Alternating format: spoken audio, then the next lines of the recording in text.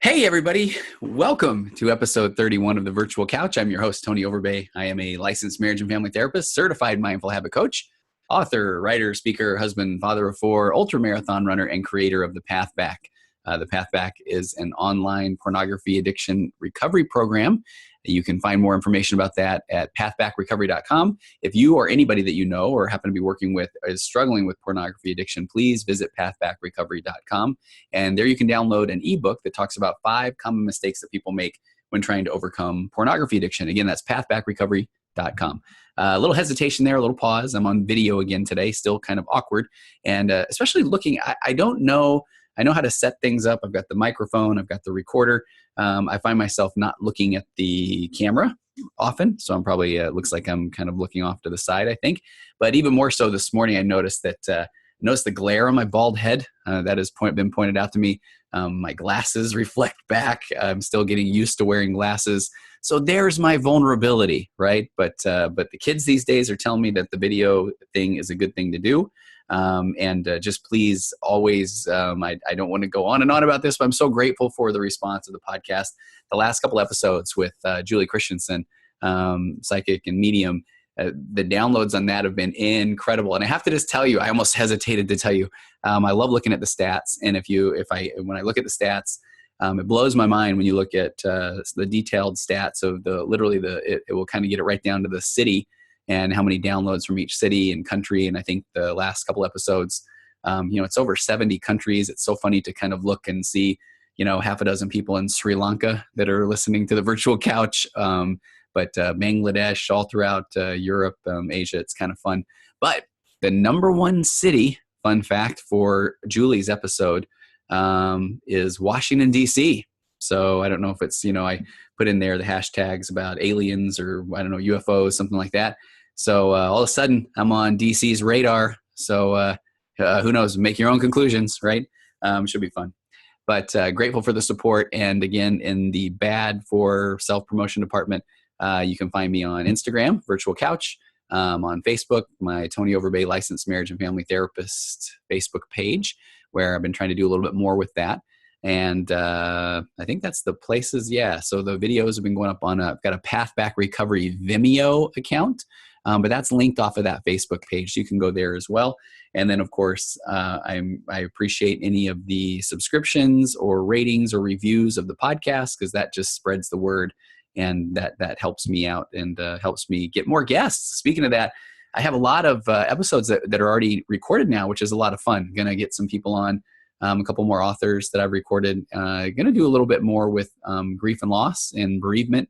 We're going to tackle a very, difficult topic of suicide coming up pretty soon as well. And then I have some really, really good episodes with some people that I just love to work with on anxiety and on eating disorders. But today, and I have to tell you this, I almost didn't find time to record this one, and I'm still a little worried it's going to go really long because the topic that I want to talk about today, and you've probably already seen it in the title, but it's narcissism, narcissistic personality disorder. What is narcissism? It is coming up so much. And when I go back to episode 4 of the Virtual Couch, where I was just a baby in the podcasting world, I can't even imagine going back and listening to that. I feel like I was probably just stumbling all over my words. But author Tina Fuller did the heavy lifting there. She's the author of the book It's My Turn, which is about her growing up with a narcissistic mother. And again, that is one of those where when you kind of look back, and I think people are looking for resources about what is narcissism and are they, are they in a relationship with a narcissist? People just start to do a deep dive and are just looking for all the information that they can find. And I highly recommend that episode. It's episode 4. And Tina has it's called Narcissistic Parent Answers, I believe. And that's a Facebook group that is 50,000 strong. And there's really good posts every day that kind of talk about what to look for, that sort of thing. But let me do this first. And I'm really, let me go ahead and kind of get my good friends at Eli's Extracts. I want to talk about them. Go to elis-extracts.com, use the coupon code Virtual Couch, and you'll get 25% off your entire order. And Eli's Extracts is, of course, all natural shaving cream. It's all natural. It's organic. It's scented with essential oils, and it's just amazing. Used it on the bald head today, as a matter of fact. Maybe that's why it's extra shiny, but I love the support there. But I wasn't trying to just blow past them. But I've got a new partner, a new sponsor, and it's this one I am very passionate about.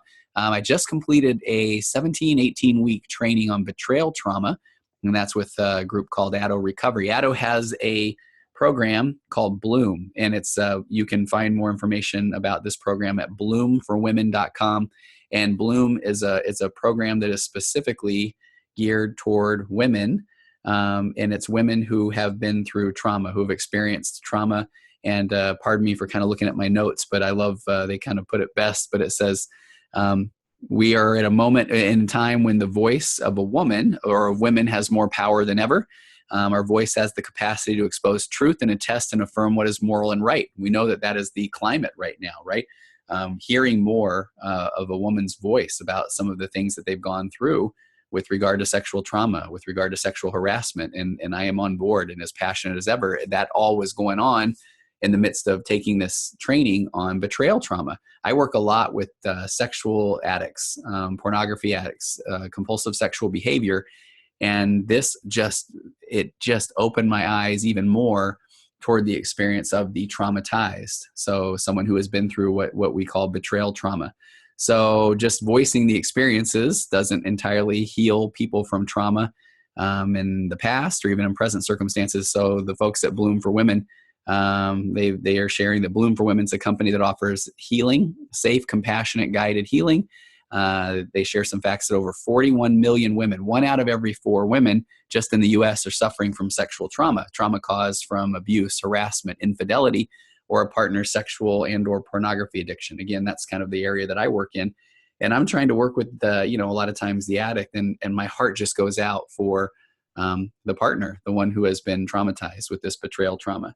And part of what this training that I've been going through talks about is that this particular trauma, this betrayal trauma, literally parallels PTSD. And so for those of you who have been through this, that's probably no surprise. So it causes things like depression, anxiety, flashbacks, nightmares, distrust, and the trauma places a shadow over mental and physical and emotional health.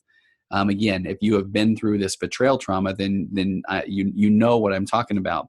And so Bloom, that is their focus is on this betrayal trauma for women. And they use therapy, healing, wellness to educate and then treat with this trauma. So I've partnered with the folks at Bloom for Women. So if you go to bloomforwomen.com, BLOOM for women.com, and if you do sign up, you'll see on there they offer, I believe it's a free 7-day trial. But when you sign up and use the coupon code Virtual Couch, you actually get a free month of their services. And it is just it's guided programs. It's kind of got everything that will guide you through that healing process, and it's going to hit on areas that you may not even be aware were part of the betrayal trauma. Where a lot of times you kind of feel like, what's wrong with me? And please, if you've experienced this betrayal trauma, please go check this out. Bloomforwomen.com. Use that coupon code Virtual Couch, all one word, a free month on their site. Being able to check out their services, and I'm telling you, it is it will feel just liberating. You'll feel like a weight is lifted off your chest. You'll feel like you have direction. You'll feel more, kind of like you aren't crazy, and you can start to work through what again the experts at Bloom are identifying as part of these PTSD-like symptoms. So please go to bloomforwomen.com, use that coupon code Virtual Couch, get the free month of their services, and then I hope that you'll just continue on and use that as a resource moving forward. So thank you. I know that was a little bit longer of an introduction or of an ad, but I'm really passionate about that work. Okay, here is the reason why I was a little bit worried that would we even get to this today, because I have clients coming in a little while, and I just found so much information that I wanted to share, and you were watching me in real time look around for my notes. I have notes everywhere. So today's topic, narcissism, okay? I want to start out, and I'm kind of zeroing in on, we're going to talk about it from a bit of a clinical standpoint, and then we're going to talk about it more of kind of what maybe signs of narcissism, things that you can kind of look out for. And first of all, so kind of an overview of narcissistic personality disorder. And I think even when we go there, a lot of times I'll ask a client, hey, are you familiar with what a personality disorder even is? And so maybe we start there. So a personality disorder, there's a word here that I hang on to for dear life. It's rigid, and we're going to go back to that word a lot, but rigid and unhealthy pattern of thinking, functioning, behaving, or trouble perceiving and relating to situations and people. So kind of say that again. Rigid and unhealthy pattern of thinking. Rigid, I mean, that's going to become pretty key here. But rigid pattern of thinking, functioning, behaving, and trouble perceiving and relating to situations and people.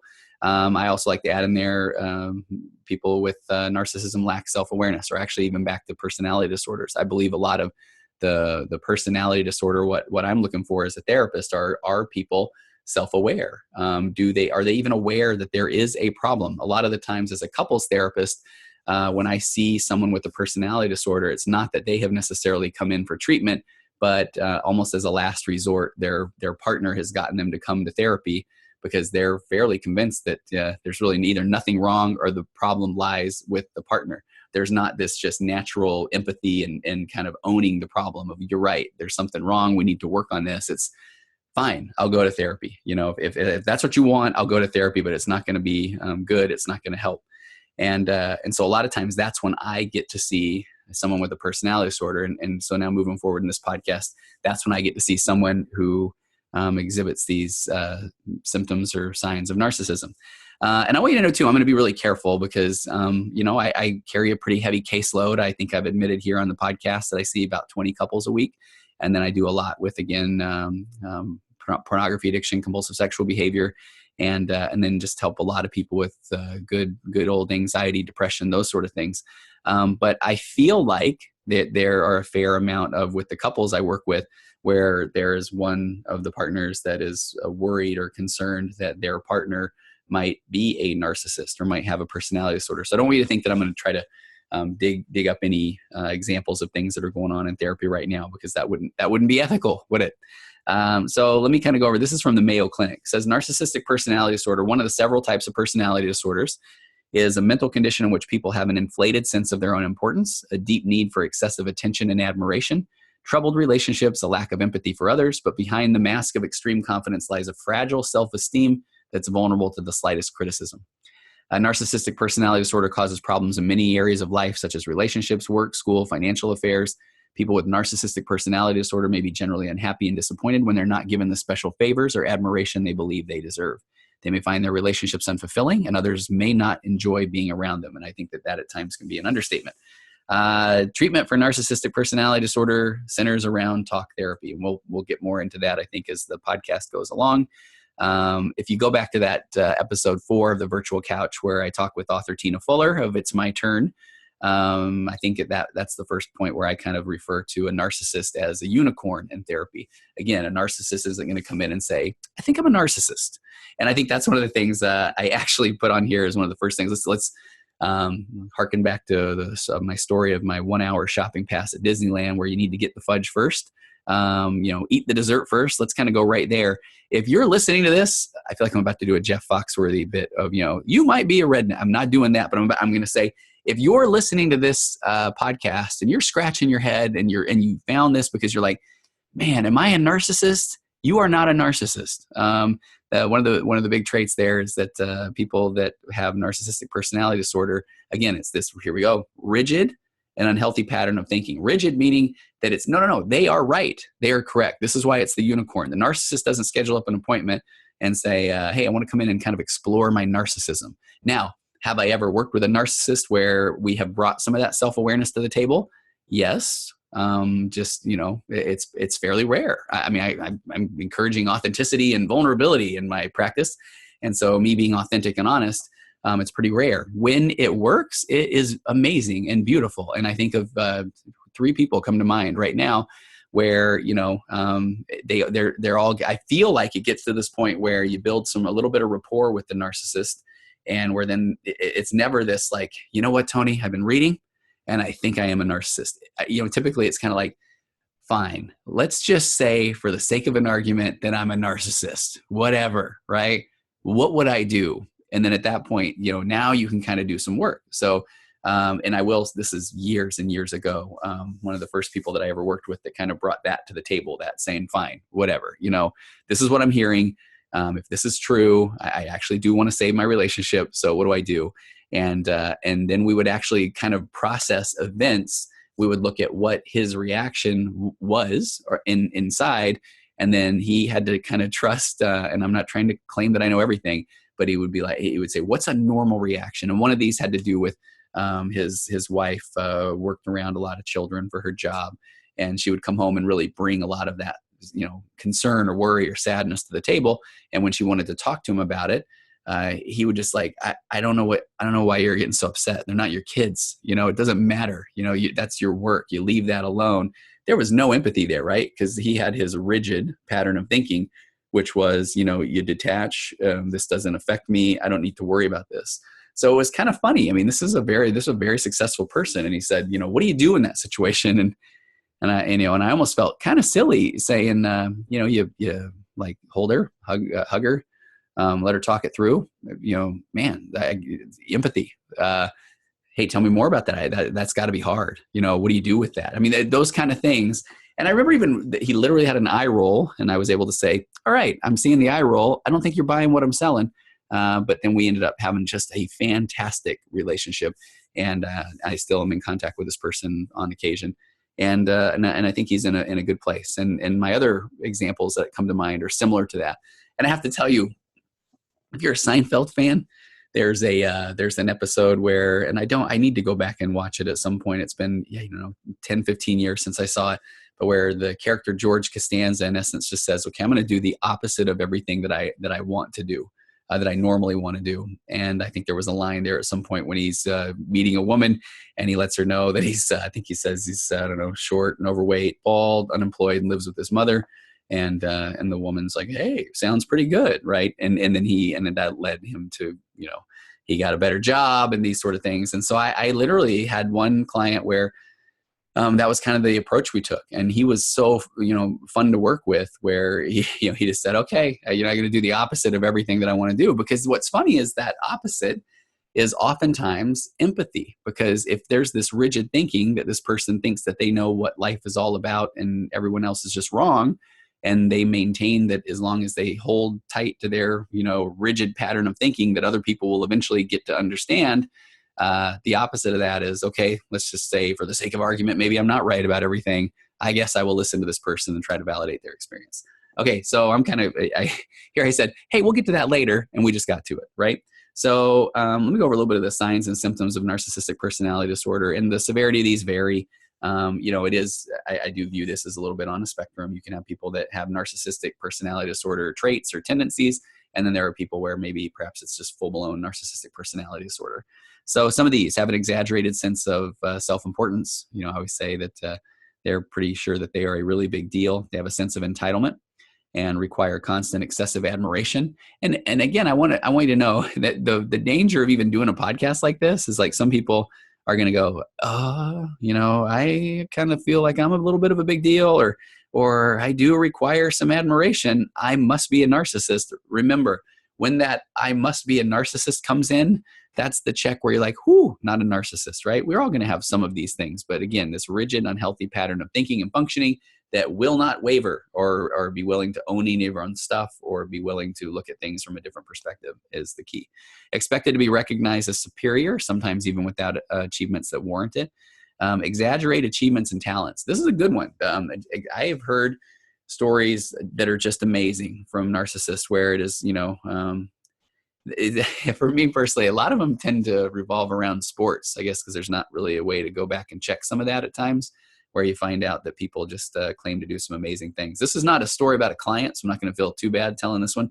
But I remember this was over 20 years ago, and I had I tried to walk on and play a little bit of college baseball and got a little tiny dose of that. So, but had a really nice high school career. I feel like now I'm about to say, you should see my trophies, right? But my point is that I knew baseball. I did. I was a big baseball fan, and I was meeting with this person. They had kind of stopped by the apartment shortly after my wife and I were married, and they were just kind of checking up on us for something. And the guy had said, I don't know, I think I maybe was wearing a baseball hat because I was trying to hide my early male pattern baldness at the time. There's something that's kind of ironic now as you see the glare on my head. But I think he mentioned something about baseball, and I was like, I love baseball. I had a little taste of it in college, and and I'll never forget this. He's like, oh, I was drafted, and I'm like, oh wow, I was still pretty young at this point, just fresh out of college, and I was like, wow, this guy, man, he tasted the big leagues. So I said, okay, who'd you play for? And he's like, oh, I got drafted, but he's like, I didn't play, I decided I didn't want to. First of all, I thought, okay, if you're the guy that has worked your whole life to get to even the opportunity to get drafted, you're not just going to be like, I don't know. It doesn't sound like very much fun to me. But then even better, when I pressed him a little bit, he said that he was drafted by an American League baseball decided he wanted to play in the National League. So he just thought he'd take a pass, right? Exaggerated achievements and talents. That person went on to also express to me that he had been a runway model and had been in some magazines, had never quite find him though. Said he had copies around the house, but never quite got to him. Be preoccupied with fantasies about success, power, brilliance, the beauty, or the perfect mate. Believe that they are superior and can only associate with equally special people. And this one I get to see oftentimes as well. It's funny sometimes. So here's the dilemma with a therapist at times. You're not going to get any work done with a narcissist unless you can really, truly build rapport. So, I can't tell you how many times you'll get somebody who will walk in and I feel like they're basically kind of sizing up the joint, sizing up the therapist to see if they are worthy of their time. And so I get frustrated with the fact that I find myself wanting desperately to connect with the narcissist because I want to help. A lot of times I'm doing couples therapy and again, I want to help so bad that I find that, okay, I'm trying to beef things up too. I've run 200 ultra marathons or, I own part of this or I did. And I feel like, okay, I'm getting caught up in that, I want to make sure that, they will view me as someone who they can associate with, because if not, then they're going to go home and tell their spouse, that guy's an idiot, right? He's a clown. He's not even worth our time. I know more than he does. And that's a funny one too. I love, I can think of one experience in particular where the person came in and they were, hey, look, I've studied psychology. I know everything that you're going to tell me. And I wanted to be like, okay, so, and here I'm going to sound like a narcissist to you right now, podcast listener. But then that's the part where I want to say, hey, so, all right, you're just kind of discounting the, couple of years, getting the master's in counseling, the 6 months of a practicum site of, free therapy at a clinic, the 3,000 hours of supervision and the constant trainings.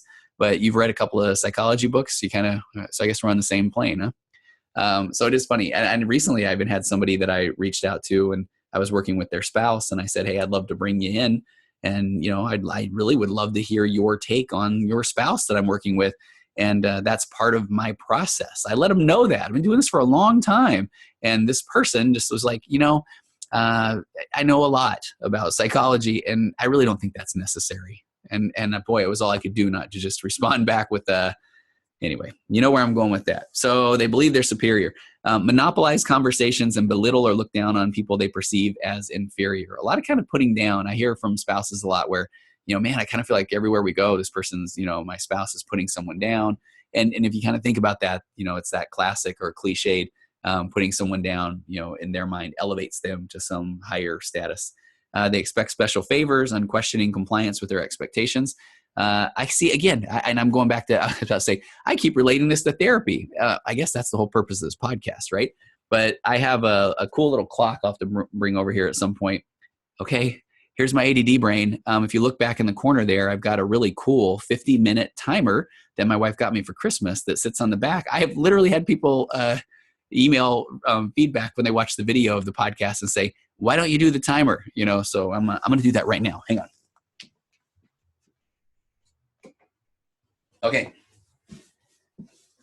I'm back. So expecting special favors. Here's where my train of thought went, right? There's one of those skills I tried to teach in episode 26 on EFT, where my train of thought went right there was, I have had multiple narcissists in a conversation here. I've got this little timer that holds boundaries. It's a visual representation of a 50-minute hour.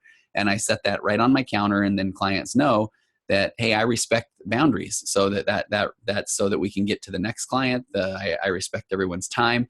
And I'll tell you, I feel like a narcissist will often almost see that timer, that clock go. And then at that point, they will say, they just want to keep they want to keep talking.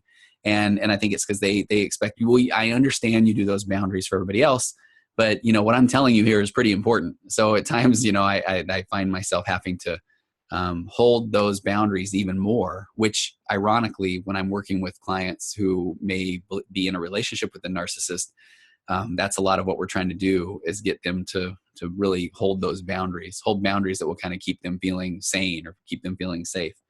And other characteristics or symptoms: take advantage of others to get what they want, have an inability or unwillingness to recognize the needs and feelings of others. That's a huge one, because again, if we go back to that, their rigid and unhealthy pattern of thinking, functioning, and behaving, then it's, that rigidity of thought is basically this place of saying, there's no reason for me to think of what someone else is going through because I am correct. I mean, that's at the core. And, again, another plug for episode 26, the EFT, that is the least productive thing that you can do in a relationship, is to say, look, if I just hold my line, eventually my partner will understand that I am right. We have to double down on empathy and understand what our partner's experience is.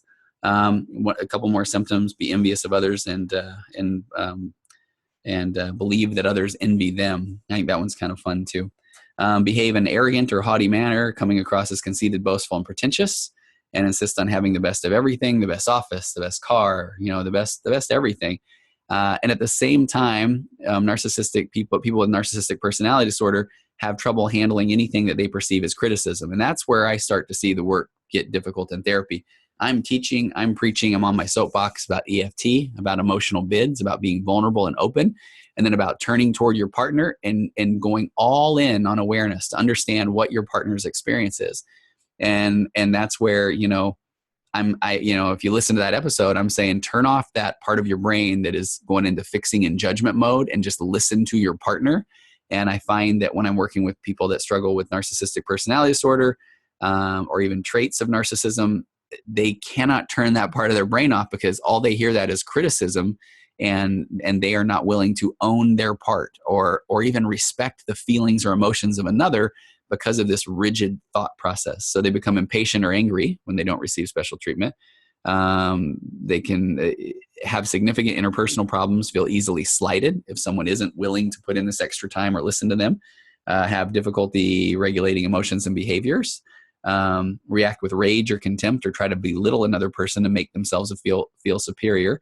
And I feel like those two things go along pretty well too. If we kind of go back to, I think I did an episode on anger long ago, and anger is a way to try to take control of a situation. So when somebody feels criticized, hurt, blamed, or not willing to kind of take a look at what their role was, if they lack this self-awareness, one of the quickest ways to try to gain control of a situation and a conversation is to get mad, to get angry, to amp up. And I watch that here. When I'm trying to do EFT work, I feel like a partner that struggles with narcissistic personality disorder, they even in my room will immediately try to take control of the room, take control of the situation.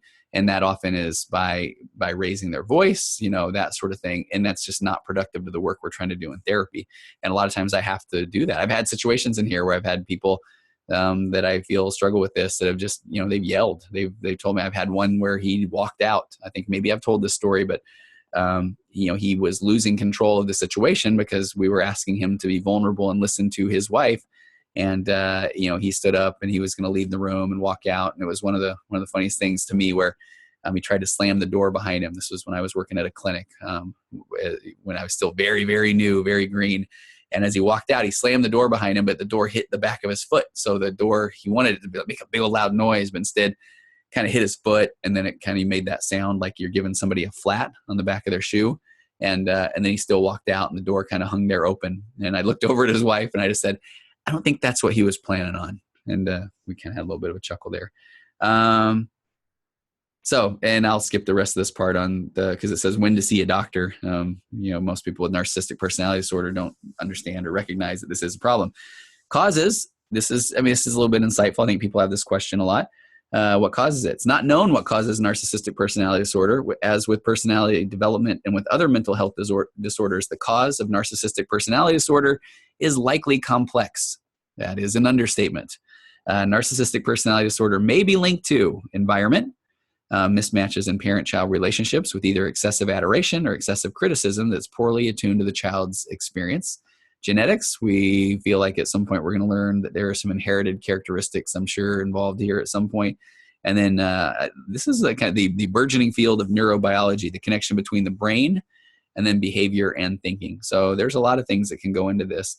And, I was pretty convinced for a while there that it was just born, it was just genetics and maybe the neurobiology. But, when you really start to look at the environment, you can see patterns of narcissistic behavior that span generations. And so there's some thought, and I think maybe Tina talks about it on the podcast, or it might even be in her book, where we start to look at, if someone, and who knows when it started, who, what the genesis of the first narcissist. But then if the narcissistic person has these rigid thought patterns, and now they have a child who is trying to naturally from the factory be a little more expressive, and they're told consistently that that's wrong, and then they try to adapt their behavior to then, be the person that their parent just ultimately thinks that they have to be, when meanwhile the parent lacks complete self-awareness. That's a recipe for then this person kind of then, falling in line with this rigid thinking, is that's the only way I'm going to get attention, or, from my parent. So they kind of stick to that. Risk factors. And here's this one's on about everything I read. Narcissistic personality disorder affects more males than females, often begins in teens or early adulthood. And it says, keep in mind that although some children may show traits of narcissism, it might simply be typical of their age and doesn't mean they'll go on to develop narcissistic personality disorder. I think that's pretty important. Prevention and get help as soon as possible. Participate in family therapy to learn healthy ways to communicate. Attend parenting classes and seek guidance from therapists or social workers. I almost feel like at the end of this report, it was kind of like, yeah, we're not really quite sure what to do, so we'll kind of plug in hey, go get help. We'll kind of put it at that. So there was there's a book by a gentleman named Keith Campbell, W. Keith Campbell. He's a narcissism researcher, and I find that fascinating. Co-author of a book called The Narcissism Epidemic, Living in the Age of Entitlement. And he did an interview on Huffington Post. This was back in December. And so I just wanted to hit, it's, of course, from a clickbait angle, they say, I think it's like 18 signs of narcissism, and you probably won't believe number or whatever, however the clickbait things work. But I just wanted to touch on a few of these. And Keith Campbell says, most people are sort of in the middle, though some are more extreme than others. And that's kind of what we were trying to allude to earlier. He says people are on a continuum. There's a range of narcissism. And I do find that that's the case. And he talks about how sometimes the signs of narcissism are a little more nuanced. They're not always as obvious as the media depictions would have you believe, about this raging, I am king of the world versus, that kind of thing. It's not always that. And it is possible, Keith Campbell says, again, narcissism researcher, it's possible to have some traits of narcissism without having full-blown clinically diagnosed narcissistic personality disorder. And I love the way in Tina's book, It's My Turn, she talks about an overt narcissist and a covert narcissist. The overt narcissist is the one that is loud and bold and out there and in your face. And the covert narcissist can actually, I think can be a little more of a struggle to identify, recognize, and work with, because the covert narcissist is the one that's, kind of passive aggressively letting you know that, oh, wow, I never really had that problem. And if you would just kind of listen to me, then, you would be able to do these things better. And so it's just a lot of just, being able to say that they were or are better than someone else, and they don't understand what that person's really going through because they never had that problem, and so that makes the person on the receiving end feel bad about themselves. And so let me go through a few of these. I'm not going to hit all of them. Let's see. Let me go to number 3 that he had. They can often be found in leadership roles. Not that that makes them good leaders. There's a researcher named Jean Twing, co-author in The Narcissism Epidemic with Campbell. But narcissists often find themselves in leadership positions because people who are narcissistic want to be leaders. They don't necessarily make better leaders, but they want to do it. So they're more likely to end up in those positions. I think that's one of those things where, it depends on what your goal is. If your goal is, I just want to be a CEO, that might be more of what kind of they're talking about being found in leadership roles. If your goal is, I want to do the best job possible, and because of that, the fruits of my labor rise me through the ranks, and before I knew it, I was CEO, that's a little more of, I'm sure that's kind of looking at this as that is not the narcissist. This one's fascinating to me too. They always manage to make the conversations about themselves. You can start talking to a person about how you have cancer, and pretty soon you're talking about their new car, Campbell explained. And man, I watch this in therapy a lot, where if I say someone puts out an emotional bid and then their partner, I'm encouraging their partner, hey, double down on empathy. Listen to what your partner's saying. This is your partner. This is your spouse. You care about them. You love them. You love them. And you want to know more about them. That's what this is all about. That's why we're here in marriage therapy. listen, I can give that entire speech. The person will, but then the narcissist is going to say, right. No, I understand all that. But, what they don't understand is I've done this and I've done this. And I'm like, oh my goodness, so it's kind of making about them. One of the greatest stories of this, speaking with a friend of mine at one point, he was talking about a person that he had worked with that was a narcissist. And he said the guy would literally get agitated and uncomfortable when the conversation would go, away from him, until finally at one point, this person literally said, hey, can we get back to talking about me? And I said that was pretty funny. They're guilty of name dropping. Number 6, he talks about not every story the narcissist tells is one of victory, but even the stories of tragedy or failure, there's an air of entitlement and victimization. I wrote a little note in here myself where I feel like this is where some of the manipulative aspects of a narcissist come into play. So there are times where I feel like, the narcissist's ultimate goal is to kind of take control of a situation, or prove that they are, again, amazing, or, that they are better than.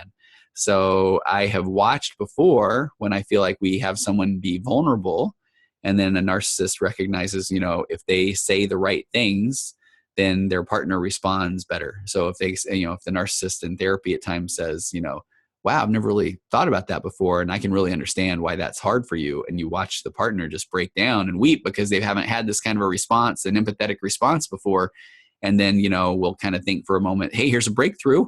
But then, a couple of weeks maybe down the road, you learn that particular conversation is brought up all the time by the narcissist saying, see, I'm doing the work, I'm doing better. But it's like, no, you did one thing. You found one way to make it look like you are trying. And now you are kind of manipulating that story, instead of continuing to do the work. These authors say narcissists will often tell stories about themselves, sometimes repeating the same story over and over again. And many times the story will be about an instance of personal heroism or an exploit. But even when a story is of something negative that happened, it'll never be the narcissist's fault. That's the thing where again, back to this world of EFT, when I'm trying to do couples therapy and someone is a narcissist, sometimes I am just trying to set the table to kind of, a spouse, the non-narcissistic spouse, all they want to hear is that the narcissist understands at some point that, wow, I can understand why you would feel that way. My behavior wasn't good. But that part, I feel like, the narcissist really struggles with ever getting to that point, because it's like, but it wasn't their fault because of something else, something that their partner did. Look, I'm taking the role of the narcissist now when I've heard these kind of situations where it's, hey, look, I didn't want to have an affair, but honestly, the way you were treating me, and where that is so counterproductive. That is when, when I have someone say, man, I can understand why that hurt. And I've never really looked at your view or your situation or knew the things that you were going through. Yeah, I got to own that, right? You don't hear that from the narcissist. And that's one of the problems. Let me skip through a little bit. This one is going a little long. Number 10, they are strongly averse to criticism. While no one can honestly say they like receiving criticism, people with narcissism are hypersensitive to it. I hear this all the time of you'll hear this, no, you don't get it. If you're criticizing the narcissist, they're like, you don't understand, it's like, again, they go back to this rigid, grandiose sense of thought where they just are saying, if you understood my situation, you would understand that I am the victim. I own nothing in this situation. And because they are just, it is like criticism. Is it fair to say that's their kryptonite? They're going to push it away with all they can. And I put 2 stars beside this next point. Excuses are a narcissist's best friend. Narcissists tend to externalize blame. That's key. Pinning the blame on everyone but themselves. That's the part where I don't know if you'll ever hear the narcissist say, my bad. It's always like, even, and again, I watch them in couples therapy where it's like, they're like, okay, I totally hear her and what she is saying, but it's not my fault. It was this, and I know that it would be easy for me to say that it's my problem, but it's not. That's you guys have to understand. And they become passionate. And I think that's the part where, that's where I start to kind of sit back and just kind of take this more of a flat affect and just listening, because, I feel like a narcissist is so good over time. That's been how they have survived, is if they sell this story enough, that eventually people go, okay, fine, maybe you're right. And this isn't even on here, but I want to bring that up. And I think that Tina and I talked about this again back in episode 4, but that term gaslighting, gaslighting breaks my heart. Gaslighting is where if someone brings up an emotional bid, if they say, man, I got to be honest, I feel like you don't spend enough time with me. If I have a spouse say that, by the time that conversation's done, the spouse who asked that is now feeling bad. They're feeling like they're crazy because the narcissistic partner is going to turn that into, you don't think I don't want to, but with your spending habits, the amount of time I have to be at work, I mean, I really can't even believe you're saying that, because it obviously is clear that you have no idea how hard I work for this family, or you even realize, the things that I'm going through. And it's like, see, they just turned it to them. So now the person that put that emotional bid out, the spouse that said, I feel like I would like to spend more time with you. Now they feel bad about themselves, which again, that is the opposite thing I'm trying to do in couples therapy. That's the opposite thing of EFT, which is the evidence-based modality that helps couples get better. I want somebody to be able to say, I miss you. I feel like we don't spend enough time together. And then their partner to look at them and say, okay, give me everything that you're thinking about right now. Tell me about what that's like for you. And then acknowledging that and going, wow, okay, I can understand that. And then even in a healthy way, be able to respond with, because here's where I was coming from. I felt like, I felt like you were, you wanted me to be away from the house, or I felt like, the work I was doing was ultimately, our goal, or I felt like we were connected, and so then we can have growth. But when it's turned around, this phrase gaslighting, when the person who's putting out the emotional bid, by the time they're done, when they feel like the idiot, that's narcissistic personality disorder. That's narcissistic behavior. And it breaks my heart. I mean, I have so many examples that I'm in my head right now that I'm trying to quickly, change up, because I don't want to kind of say anything with around any of the couples I'm working with now, but where people will say, I just want to do this, some hobby, something, some career, some dream or hope. And then that is turned against them to kind of say, I can't believe you're saying that. Like, and then, do you know what that's like for me to hear that? That tells me you don't respect me, or you don't whatever. And then the person's like, man, I shouldn't have said a thing, and so the person starts to withdraw. They start to lose their sense of self. And again, back to that breaks my heart. Kind of the cliched way to talk about gaslighting is, if I say, hey, the sky's blue today, isn't it? And the narcissist can be like, like, seriously? I mean, that's blue to you, and by the time you're done, you're finally like, okay, I guess I never really knew what blue was. I mean, I guess it's purple. And I don't know, I give up. You're right. It's purple, and the narcissist is like, yeah, that's all right. They get my point. They see what I'm talking about. So that was narcissist, excuses are a narcissist's best friend. 12, they leave a trail of wreckage behind them, for the sake of time. I think that one's pretty self-explanatory. Although it does, I do want to talk about this. Campbell, this is that author Campbell says, does this person have a history of bad relationships and work experience? Consider that a red flag. With narcissist CEOs, for instance, you'll see that they have gone into companies, kind of wrecked them and moved on to something else. Campbell explains in relationships, they may have infidelity, which destroys that relationship, and then they'll often move on to another one. Because again, they have that rigid thinking, that lack of empathy or compassion, that lack of self-awareness. And then that lack of accountability. So if it was an affair, then not my fault, something that she did. And in Campbell's work, he says in that vein, they may be more likely to cheat, but that's because the narcissist won't put the feelings of the partner above his or her own. So, okay, a couple more. Everything is personal, particularly in quieter narcissists. There may not be signs of overt self-reference and promotion, but there's a defensiveness and a reactive anger if they're not recognized or if they can't get it their way. I put a little star by this one. If you do something to the narcissist that they don't like, it means you're against them or you don't understand them. It's not a, hey, I may have done something wrong.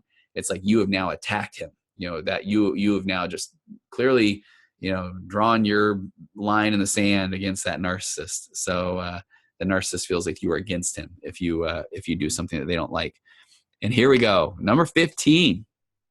A narcissistic person probably has no idea that he or she is a narcissist. It says, and I love the way that the Kierzan, the other author, talked about this. Narcissism in itself is sort of a double whammy. Not just because you have disturbances or belief that you're special in some way more than others, but because those things in themselves will prevent you from seeing that you have these problems. And the more shy narcissists who may also experience symptoms of depression or anxiety, those other things may spur them to get professional help. So if, a covert narcissist may go get help for depression, and you might find some narcissistic traits there that are stopping them from getting help. But this overt, the grandiose people, because they feel superior, because they may even have initial success, they are very unlikely to seek treatment, he explains. It would only be after they develop so many problems where they ask themselves, I feel so great. I know I'm awesome. Why did everybody leave me? I love that quote from this author, Blank Campbell, right? I feel so great. I know I'm awesome. Why in the heck did everybody leave me? That's maybe the other version of when you're going to see somebody. Number 16, you find yourself resorting to flattery just to maintain the peace with the narcissist. And it says, while the best way to deal with the narcissist, and this is according to the book from Campbell, this is Twenge, the co-author. While the best way to deal with a narcissist is just to cut the cord and run, there are certain circumstances where you have no choice but to deal, Twenge says. Maybe the best narcissist is a family member, or maybe it's your boss. In these cases, flattery is the best way to avoid conflict. And again, I know I've used that phrase, breaks my heart, but now, sure, at work, it's learning to play the game, but when you're working with an individual, you are learning, you're trying to teach boundaries. You're trying to teach them not to engage in those toxic conversations that are just going to end up being used against them, because that's the part that lowers the spouse's self-esteem. And here we go. This one ends as well, that men are more likely to be narcissists than women. Says that and the level of narcissism is higher among today's millennials than previous generations at similar ages, Twenge adds. So kind of interesting there, right? I think that, and I wondered if that was kind of the underlying theme that a lot of people were hearing as we talked about this, was those darn millennials, right? The sense of entitlement, a little bit different, but if we look at that range, just wanted to do that. If that range, like the continuum, the spectrum of narcissism or narcissistic personality disorder, as Campbell talked about in that book, then you can, sure, maybe the millennials are trending more towards some narcissistic traits. Overall, we're kind of looking at that. If you think you are a narcissist, then you are not. If you are in a relationship with a narcissist, please seek help, even just for yourself, to be able to understand that you are not crazy. Long-term exposure to narcissism, and I'm kind of making this up on the fly, may be detrimental to your health, because you start to question yourself. When I work with people who are in relationships with narcissists, I beg them to double down on self-care. Go back and listen to my podcast about emotional baseline, because you have to get your own emotional baseline up to a place where then you can be the best you can be for your kids or your job or your family or that sort of thing. And you have to have your baseline of emotions high enough that you will not continually engage in these, again, toxic conversations that will leave you feeling like the crazy one or bad or that sort of thing. Go seek help, please. Even just to talk to a professional and throw it out there. If you feel like your spouse might suffer from narcissistic personality disorder, you can say whatever you want in therapy, and you can sort that out. You can look through this, listen to this podcast, tell your therapist to listen to this podcast and say, man, I hear a lot of these things. I'm wondering about that. But do the research. I do find that a lot of people that aren't even familiar. It's funny, in my world, I deal with somebody with narcissism every day, on my couch at some point. Or some days multiple people. And so I live in this world of personality disorders. But then at times when I get a person who comes in and they may have been married, a couple of years, they might have been married 20 years to a narcissist and never even were really aware that that was a thing. They just started to feel like over time that they were crazy, but it's not a healthy relationship. Oftentimes people said, man, I dreamed of this one type of this particular relationship. And one where we were friends and we laughed together and we shared experiences, and instead I feel like anytime I bring something up, I'm made to feel dumb, and and it's all about him and those sort of things, and that's not. I mean, I'm gonna throw down my card as I get to play normal police a little bit here. That's not normal. That's not the relationship that we want. It's not the relationship you deserve. So please seek help. Okay, I'm rambling now. But thank you for sticking with me on this journey. It probably went longer than I think. You can see the sand and the glass there. It's going down significantly. But I'm passionate about this. I want people to be their best selves. I do feel like if in the right situation or circumstances, the narcissist can get help too. Again, I know I call them unicorns, but I've seen some unicorns, and there can be some work there. But boy, they have to buy into the work. They have to see that they may lose their family or jobs or that sort of thing because of that behavior. And then hopefully they can build some good rapport with the therapist, and they can say, fine, let's just say for the sake of argument, maybe I am a narcissist. What do I do with that? And then we can kind of let some of the work begin. Thank you for taking the time. Again, if you are a woman who has feel like you have been through any form of betrayal trauma, please go to bloomforwomen.com and use that coupon code Virtual Couch, all one word, and just take a look. Get a 30-day free trial with access to their site. They have amazing things there. I just finished this betrayal trauma recovery training, and my goodness, there is so much good empirical, scientific, evidence-based data to help people that have been through traumatic relationships or been through betrayal trauma. So please seek help for that. Pass the word about that. bloomforwomen.com. Use the coupon code Virtual Couch. Get a month free access to that site, and start experiencing some hope. If you're involved in someone with a narcissistic personality disorder, go to couples therapy. Sometimes, again, I hope that's what you're hearing here. You have to set some good boundaries and do this for you, for your kids, for your relationship, for your emotional, mental health. And then go back and listen to that Emotional Baseline podcast and double down on self-care. All right. Thank you for your time. And as per usual, I'm going to take us out with the wonderful Aurora Florence and the song It's Wonderful. I will see you next time on the Virtual Couch.